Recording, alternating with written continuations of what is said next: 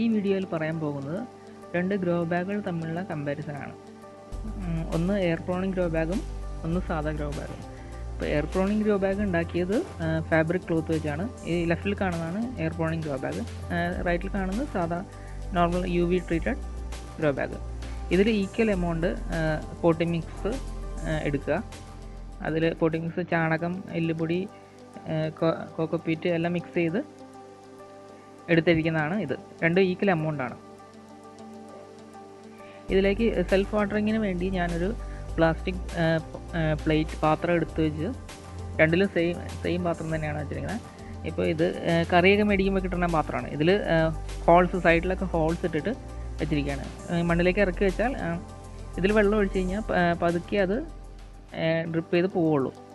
അപ്പോൾ ഇത് കൂടുതൽ നേരത്തേക്ക് ഇത് മോയ്സ്ചർ ഇതിൽ മണ്ണിൽ നിൽക്കാൻ സഹായിക്കും. അതാണ് ഇതിൻ്റെ ഒരു ഗുണം. ഇപ്പോൾ നമുക്ക് എപ്പോഴും നനയ്ക്കാൻ പറ്റാത്തതാണെങ്കിൽ രാവിലെ ഒരു പ്രാവശ്യം വെള്ളം ഒഴിച്ചു കൊടുത്താൽ മതി, വൈകുന്നേരം വരെ നിന്നോളും.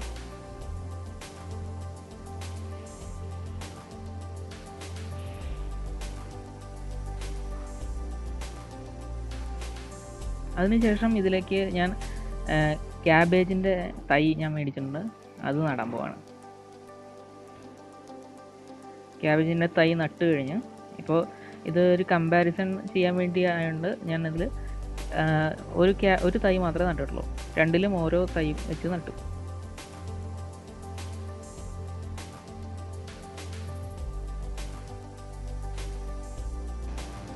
ഏഴ് ദിവസം കഴിഞ്ഞിട്ടുള്ള വീഡിയോ ആണ് നിങ്ങളിപ്പോൾ കാണുന്നത്. ഇതിൽ ഡിഫറൻസ് ഇപ്പോൾ തന്നെ കാണാൻ പറ്റുന്നുണ്ട്. രണ്ട് തമ്മിലുള്ള എയർ പ്രോണിക് ഗ്രോ ബാഗിലാണ് കൂടുതൽ വളർച്ച നമുക്ക് കാണാൻ സാധിക്കുന്നത്. ഇപ്പോൾ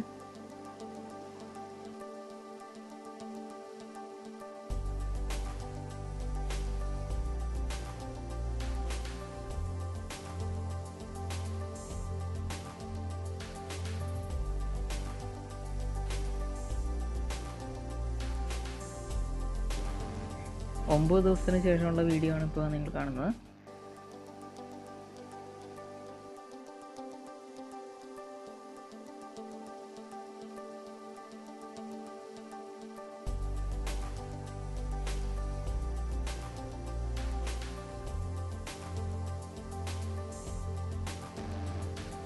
പതിനൊന്ന് ദിവസത്തിന് ശേഷമുള്ള ചെടിയുടെ വളർച്ചയാണ് ഈ കാണുന്നത്.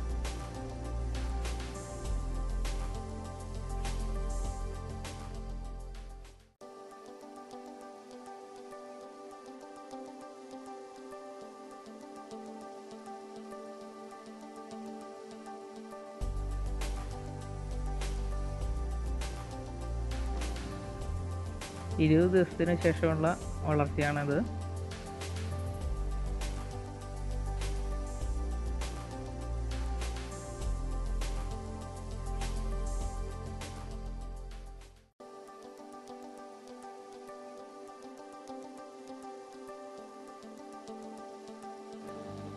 ഇരുപത്താറ് ദിവസമായപ്പോഴേക്കും നല്ല വ്യത്യാസം തന്നെ ഉണ്ടായിട്ടുണ്ട്. ഏകദേശം 3 ഇരട്ടിയോളം വലുപ്പ വ്യത്യാസം വന്നിട്ടുണ്ട് ഇപ്പോൾ തന്നെ.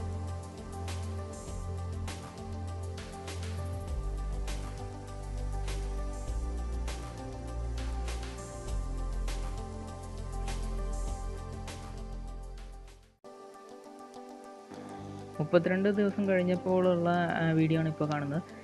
ഇതിൽ നിന്ന് നിങ്ങൾക്ക് എല്ലാവർക്കും മനസ്സിലാവണം, ഇപ്പോൾ എയർ പ്രോണിക് ഗ്രോ ബാഗാണ് കൂടുതൽ നന്നായിട്ട് പ്ലാന്റിനെ വളർച്ചയ്ക്ക് സഹായിക്കുന്നതെന്ന് മനസ്സിലാക്കാം. അപ്പോൾ നമ്മുടെ വിജയി എയർ പ്രോണിക് ഗ്രോ ബാഗ് തന്നെയാണ്.